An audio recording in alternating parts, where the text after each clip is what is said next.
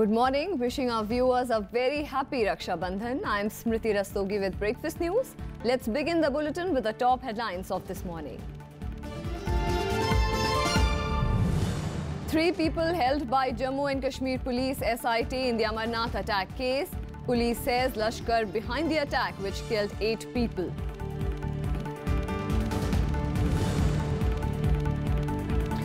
"44 Gujarat MLAs who were staying at a Bengaluru resort returned to Ahmedabad early today. Party says it is confident of its candidate Ahmed Patel's win.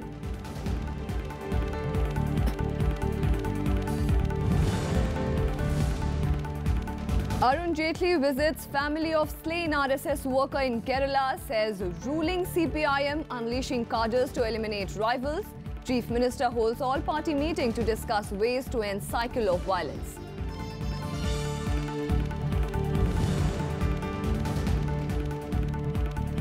Nearly 50 people killed in Afghanistan's Saripol province after insurgents attacked a village. Attack at security outpost. At least 30 houses torched.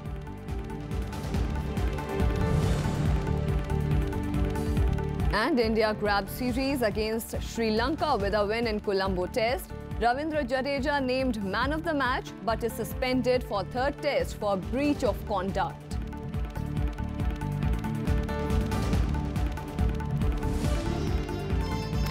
Jammu and Kashmir Police Special Investigation Team have arrested 3 people in connection with the July 10th attack on Amarnath pilgrims. The police say that the 3 are alleged conspirators of the attack in which 8 people were killed. According to the police, the 3 men provided logistical help to the 4 Lashkar-e-Taiba militants who carried out the attack. The 3 men, Bilal Ahmed Reshi, Ejaz Wage and Zahur Ahmed, had carried out reconnaissance exercises and chosen Botengo near Khanbal as the spot where the attack could be carried out. The trio had also provided shelter to the 4 militants in Khudwani and Shrigufra of South Kashmir. The police said that the 4 LET militants led by Abu Ismail, a Pakistani national, had attempted an attack on Amarnath pilgrims on July 9th but were frustrated by heavy security arrangements. Another militant in the group of 4 had been identified as Yavar, a local recruiter for the LET. Efforts are on to identify the other 2 believed to be Pakistanis. The police also released pictures of Abu Ismail and Yavar. Along with 2 other Pakistani militants and 1 local Kashmiri Lashkar militant carried out the attack actually. And staying with Jammu and Kashmir, the encounter is underway in Pulwama. The encounter between security forces and terrorists began in Sambura in Pulwama district. An unidentified militant has been killed.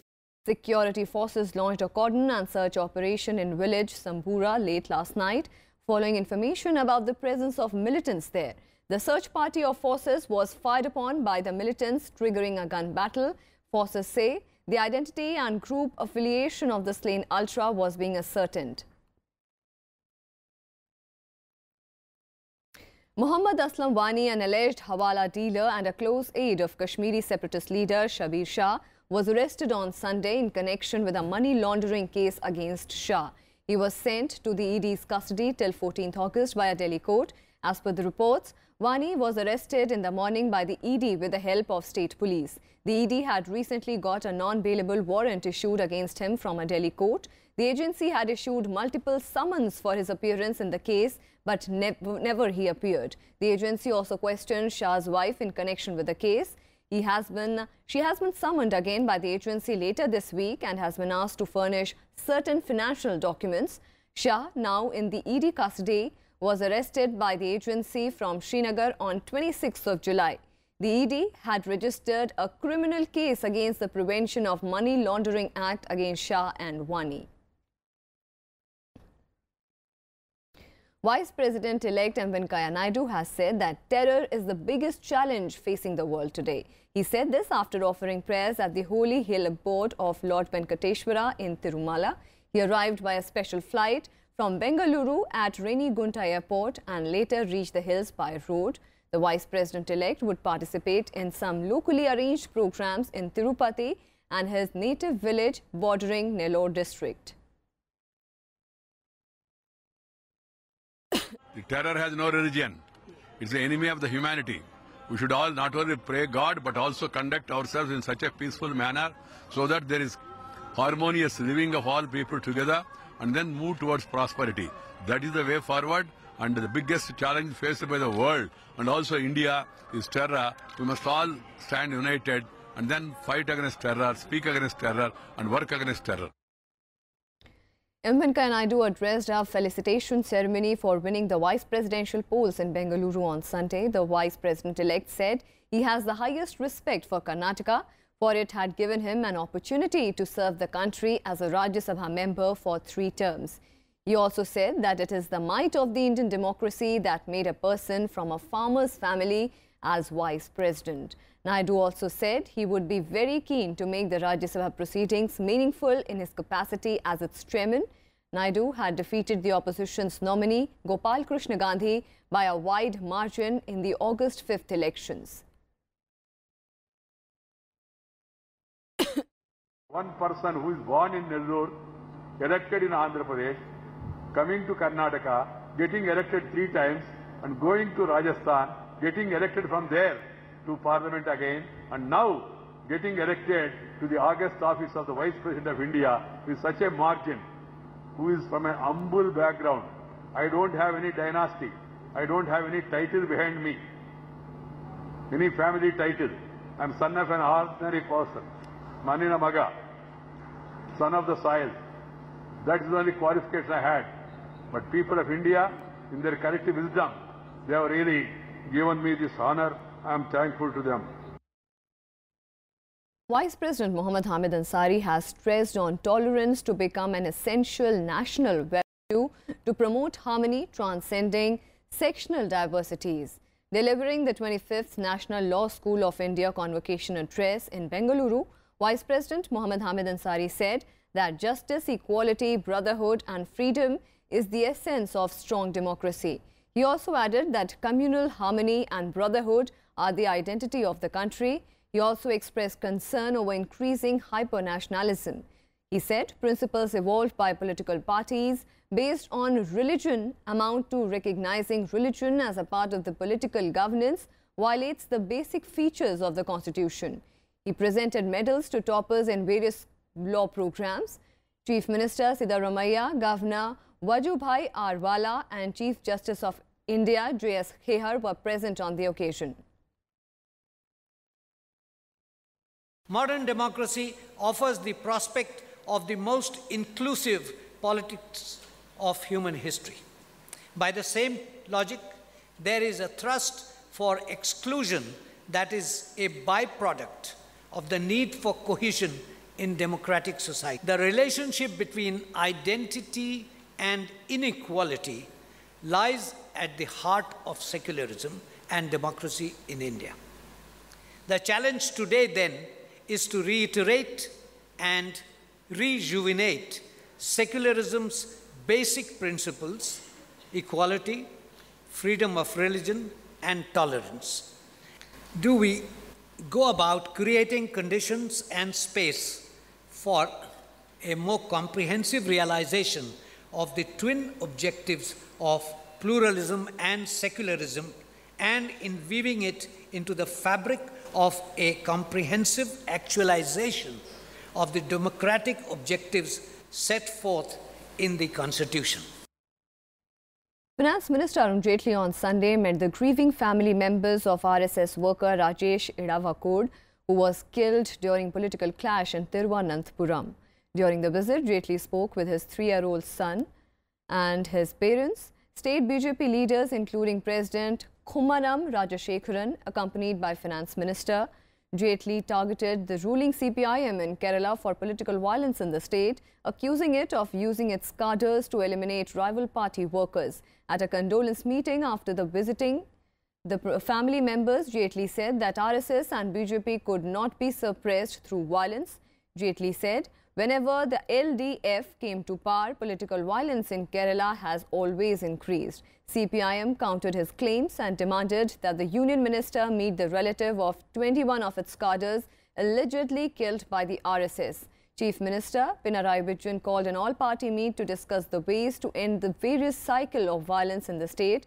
He later said that the propaganda that Kerala was in the grip of political violence would only adversely impact the state's investment prospects. It's a clear fact that every time the LDF is in power, the incidents of violence increase. You have political opponents being killed, and killed in the most brutal and barbaric manner. Corner an innocent victim, you catch him when he's alone, you inflict multiple wounds on his body. You have, in a series of these incidents, a large number of political workers being killed. Party offices have been attacked. Our president of the state unit got saved by a whisker. The police was a silent spectator. Houses of political workers and RSS Swayamsevaks have been attacked.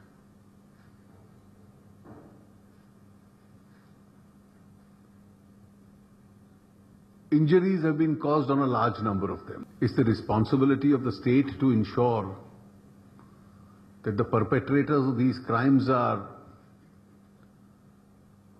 brought to book. A deterrent punishment is imposed on them. The police is expected to be fair.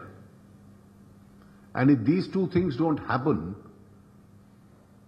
this environment of violence won't end. On to some more news. The 44 Gujarat Congress MLAs who were staying at a resort in Bengaluru arrived in Ahmedabad early morning today. They have been taken to a resort near Ahmedabad. The Gujarat Congress had sent 44 of its MLAs to Bengaluru on July 29th to fend off alleged poaching attempts by the BJP ahead of the August 8th Rajya Sabha polls. Sonia Gandhi's political secretary Ahmed Patel is contesting the polls. The party said its MLAs are united and that they would vote for Patel in the polls. 6 of the 57 Congress MLAs in Gujarat quit the party recently, with 3 of them joining the BJP. Adding to it, the NCP has said that it has not yet decided about extending support to any party in the polls. The party currently has 2 MLAs in the polls. The BJP has fielded its president Amit Shah and Union Minister Smriti Irani on the 2 seats and Congress defector Balwant Singh Rajput on the 3rd seat against Ahmed Patel. Patel requires 45 votes to win the elections. The BJP has 121 MLAs in the House.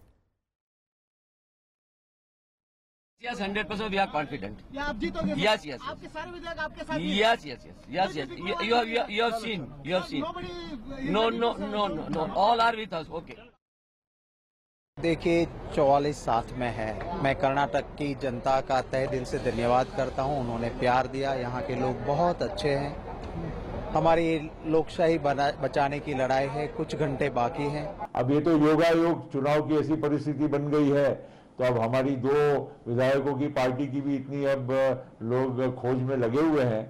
तो खैर ठीक है, जो भी होगा, हमारे party के हमारे दोनों विधायक, यहाँ के हमारे पार्टी के लीडर्स और बाद में हमारे पार्टी के राष्ट्रीय अध्यक्ष शरद पवार जी के साथ हम बात करेंगे, चर्चा करेंगे और फिर हमारा निर्णय हम करेंगे। The shutdown in Darjeeling Hills enters the 54th day today. The situation remains tense, though no incident of violence has been reported. The GJM and other hill parties staged a human chain protest near the Darjeeling railway station against alleged police atrocities on their workers. The protesters also demanded an immediate withdrawal of the forces from the hills. They also announced of joining Tiranga Yatra on August 8th to continue their demand for a separate state. They have demanded restoration of internet services, which have been banned in the hills since June 18th. Barring pharmacies, all other shops, business establishments, Schools and colleges remain closed. And with that, time for a very short break. More news and updates on the other side. Stay with us.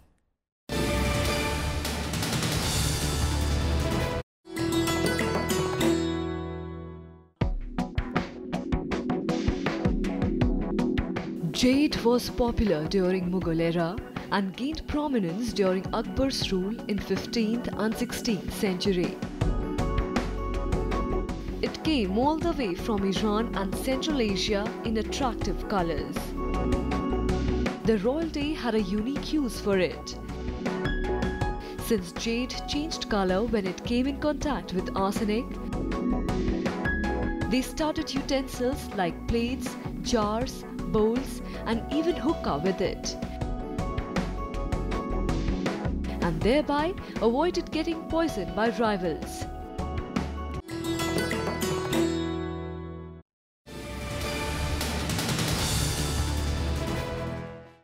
Thanks for being with us. All Brihan Mumbai electric supply and transport undertaking workers will be on strike from today. Nearly 36,000 best workers would stay off duty. The strike would put citizens to inconvenience as Raksha Bandhan is being celebrated today. The employers have been at loggerheads for the past few days with the BMC over several issues, including irregular payment of salary. On the other hand, the Maharashtra government has warned of invoking Maharashtra Essential Services Maintenance Act against the employees who go on the strike. And shifting our focus on the international front, China on Sunday scored a diplomatic coup in its campaign to weaken regional resistance against its sweeping claims to the South China Sea. Southeast Asian nations issued a diluted statement on the dispute and agreed to Beijing's terms on talks. After 2 days of meetings on the dispute in Manila, foreign ministers from the 10-member ASEAN countries issued a joint communique. They agreed the text, which emphasized on the importance of non-militarization and self-restraint. It said that after extensive discussions, concerns were voiced by some members about land reclamation and activities in the area which have eroded trust and confidence, increased tensions and may further undermine peace, security and stability.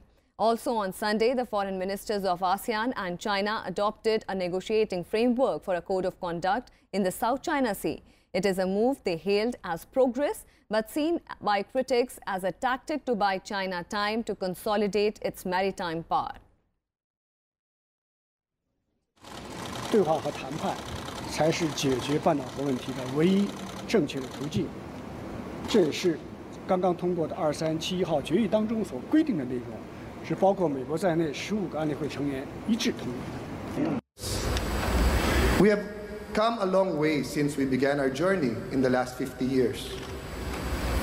ASEAN has facilitated our region's transformation from a troubled neighborhood into a caring and sharing community. And dozens of people have been killed in Afghanistan's Saripol province after insurgents attacked a village on Sunday. The fighters, which included foreign militants, attacked a secure outpost in Sayad district overnight, torching at least 30 houses and killing around 50 people, including children and women. According to the latest reports, the fighting is still going on. At least 12 fighters and 7 Afghan troops have been killed in the fighting so far. Many details of the attack, including the identity of fighters, were not immediately clear. Taliban has denied any involvement in the attack, dismissing the claim as propaganda. Afghan President Ashraf Ghani condemned the killings, calling it a war crime. The government has sent security forces, including Afghan Air Force, attack aircraft to the scene. And Venezuelan authorities say that they have suppressed a rebellion at the military base near the northwestern city of Valencia on Sunday. 7 people were arrested and a search is underway for men who escaped with weapons after they attacked a military base. The assault left 2 people dead and 1 injured. The assault came after a video circulated on social media on Sunday showed a group of men in military uniform announcing an uprising. They said they were rising against the creation of the pro-government legislative superbody. After the arrest, President Nicolas Maduro congratulated the army for its immediate reaction in putting down the attack, saying they had earned his admiration. He called the incident a terrorist attack carried out by mercenaries, adding that they had been attacked by anti-government leaders based in the US and Colombia. Developments in Venezuela come amid violent demonstrations since April, which have left more than 100 people dead. Uno está herido. De estos 10 atacantes que quedaron en las instalaciones del Paramacay, 9 son civiles y solo uno es un teniente desertor desde hace varios meses. Gunmen killed 11 people and wounded 18 others in a church in southeastern Nigeria on Sunday. The attackers struck the church in Ozubulu early in the morning and opened fire on worshippers. While officials say the attack arose from a feud between members of the local community, police says gunmen were trying to kill a local man and they escaped after realizing that he was not present in the church. No one has so far claimed the responsibility for the attack. Authorities say several people with gunshot wounds are receiving treatment at the local hospital. Nigeria's southeast is predominantly Christian and the attack is a rare act of violence at a church. Just a boy, a man wearing black polo came inside the church and started shooting recklessly, and that kind of thing. There was confusion, and after looking at the problem, there's nothing one can do except to begin to escape. So after the first round, there was second round, and I guess it was during that second round some people were shot. Some people were shot dead. We are not going to relent until we bring whoever and the people that perpetrated this heinous crime to book. That one I can assure you. I came here to see the injured, and the government will take care of their bills 100%, so that the parents can relax. US President Donald Trump has praised the new sanctions the United Nations Security Council approved for North Korea, saying they will have a very big financial impact. His statement came hours after the UNSC passed a resolution imposing new sanctions on North Korea for continued intercontinental ballistic missile testing and violations of UN resolutions. The resolution targets North Korea's primary exports, including coal, iron ore, lead ore, and seafood. The sanctions also target other revenue streams, such as banks and joint ventures with foreign companies. US says the sanctions will slash North Korea's annual export revenue of $3 billion by more than a third. Meanwhile, on Sunday, US Secretary of State Rex Tillerson met his South Korean counterpart on the sidelines of the regional security meeting in Manila and hailed the sanctions. However, at the same summit, Chinese Foreign Minister questioned the deployment of US THAAD anti-missile defense system in South Korea. 康金和外长女士提的一系列的问题，比如说，我提的问题是，为什么在朝鲜宣称试射了一个洲际导弹的情况之下，韩国反而加快了萨德的部署？萨德能够拦截洲际导弹吗？ India scored a massive victory over Sri Lanka in the second test at Colombo to win the 3-match series with one game still remaining. The visitors defeated Sri Lanka by an innings and 53 runs on the fourth day of the test, thanks to the 5-wicket haul by Ravindra Jadeja after being bundled out for 183 runs in the first innings. In reply to the India's mammoth total of 622, the hosts put up their best batting show in the series in the second innings. Twin centuries by Dimuth, Karuna Ratne and Kaushal Mendes gave Lankans some hope, but once the batsman fell, Jadeja ripped through the rest of the batting order, bowling the host out for 386. India have now won back-to-back away test series in Sri Lanka, having clinched the previous series 2-1 in 2015. The victory also ensured India's 8th consecutive test series win. Jadeja was named man of the match for his 5-wicket haul and half-century in the first innings. He, however, has been suspended for the third test after being found guilty of breaching the ICC Code of Conduct. Jadeja received a 50% fine and 3 demerits demerit points for throwing the ball back at the batsman in a dangerous manner. Left arm Kuldeep Yadav is expected to replace him in third test to be played in Pallakele from August 12th. We were outplayed with the first innings with the bat and ball both. So credit goes to them. They batted brilliantly in the first innings and they put us in a huge pressure. But, you know, as a unit, we fought back really well. So I'm really happy way guys played in the second innings. I took all those decisions into consideration as the management as well, and that prompted us to enforce the follow-on. Haven't been a big fan of enforcing it, especially when a wicket is breaking down every day. You don't want to have even 150 on the board and the wicket turning square. So we need to have smart decisions to win test matches. And if we feel like we don't have enough on the board to get the team out again, we go and bat again and put some more runs on the board so that we don't really leave any chances for the opposition. So yeah, we just felt that we had enough to get them out. And India's Nirmala Shivaran has qualified for the semi-finals in the women's 400 meters event at the World Athletics Championships. The 22-year-old clocked 52.01 seconds to finish fourth in the heat. She took the last spot among the 6 fastest finishers. Shivaran's semi-final race will be held on Monday. In the men's marathon, T. Gopi finished 28th, while Siddharth Thingalia crashed out in the heats, finishing 7th in the 110 meters hurdles. American Tori Bowie snatched victory in a thrilling race in the women's 100 meters to win gold.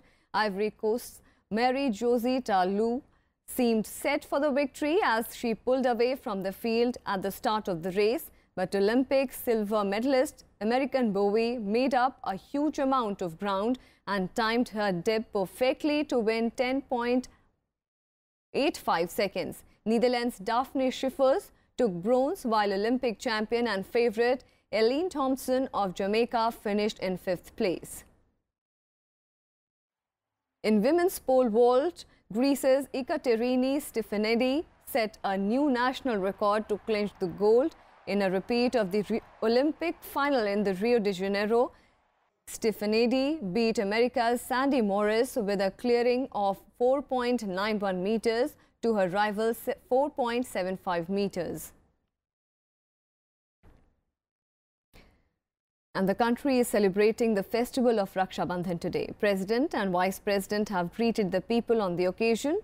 Hailing the celebrations in a message, President Ramnath Kovind said, "This unique festival celebrates the sacred bond of commitment between brothers and sisters and symbolizes the virtue of love, affection and mutual trust, brings happiness and prosperity to all the people of the country." Prime Minister Narendra Modi took to Twitter to greet the nation on the occasion. Vice President Mohammad Hamid Ansari also congratulated the country and said that the festival reaffirms the strong bond of love and affection between brothers and sisters and upholds the high place traditionally accorded to the women in the society. Meanwhile, women in Jammu and Kashmir tied sacred threads to the soldiers on duty to celebrate the festival.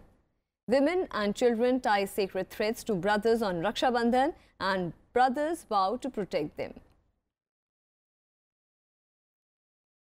And that's all we have for you in this edition of Breakfast News. Keep watching Rajya Sabha television.